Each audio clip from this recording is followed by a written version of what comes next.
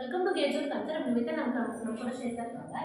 ஆர்சிசில இருந்து இன்ட்ரோடக்ஷன் பண்ணலாம். Okay, first RCC என்னன்னா ரீஇன்ஃபோர்ஸ்டு சிமெண்ட் கான்கிரீட் தான் நம்ம ஆர்சிசி அப்படின்னு சொல்றோம். இதுல வந்து நம்ம கான்கிரீட் யூஸ் பண்றோம். மெயின் காம்போனன்ட்டா வந்து நம்ம கான்கிரீட் தான் யூஸ் பண்றோம். இதுல கான்கிரீட் என்னன்னா என்னென்ன மெட்டீரியல் ஆயிருக்குன்னா cement, fine aggregate, coarse aggregate, water. Cement வந்து பைண்டிங் மெட்டீரியல் அப்படின்னு நம்ம சொல்றோம். சாண்ட் வந்து நம்ம ஃபில்லிங் மெட்டீரியல் அப்படின்னு சொல்றோம். நெக்ஸ்ட் அந்த சாண்ட் வந்து நம்ம ஃபைன் அக்ரிகேட் அப்படின்னு சொல்லலாம். கோர்ஸ் அக்ரிகேட் அண்ட் வாட்டர் இதெல்லாம் வந்து சிமெண்ட்ல இருக்கும்.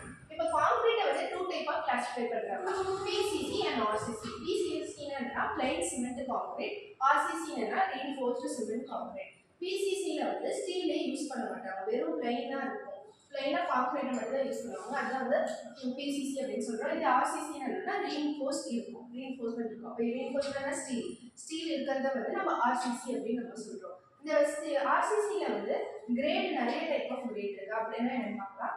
கிரேட் வந்து FE 250, FE 415, FE 500, FE 500D, FE 550D, FE 500 SD அப்படின்னு இருக்கு. இதுல FE னா ஈல்ட் ஸ்ட்ரெஸ் அப்படின்னு சொல்றோம், ஈல்ட் ஸ்ட்ரென்த் அப்படின்னு சொல்றோம்.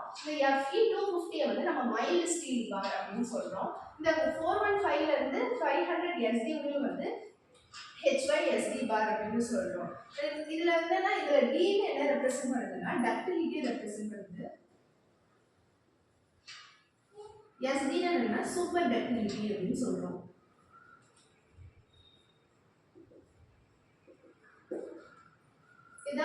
இதோட கிரேட் 250, 415, 500, 500D, 550D, 500SD அப்படின்னு சொல்றோம். நெக்ஸ்ட் டயாமீட்டர் என்ன இருக்குன்னா 6 mm, 8 mm, 10, 12, 16, 20, 25, 32, 36 mm முடியல இருக்கு அப்படின்றத சொல்றாங்க. இதுல கிரேட் இது டயா. நெக்ஸ்ட் இந்த லென்த் ஆஃப் த ராட், ஒரு லென்த் வந்து எவ்வளவு இருக்குன்னா இப்போ அந்த டயா வச்சு சொல்றாங்க. இப்போ டயாமீட்டர் வந்து லெஸ் தென் 25 mm இருந்துச்சுன்னா 12 மீட்டர் முடியல அதோட ராட் எடுத்து போவாங்க. இப்போ டயாமீட்டர் வந்து கிரேட்டர் தென் 25 mm இருந்துச்சுன்னா அதோட லென்த் வந்து 6 mm முடியல தான் இருக்கும் அப்படின்றது சொல்றாங்க.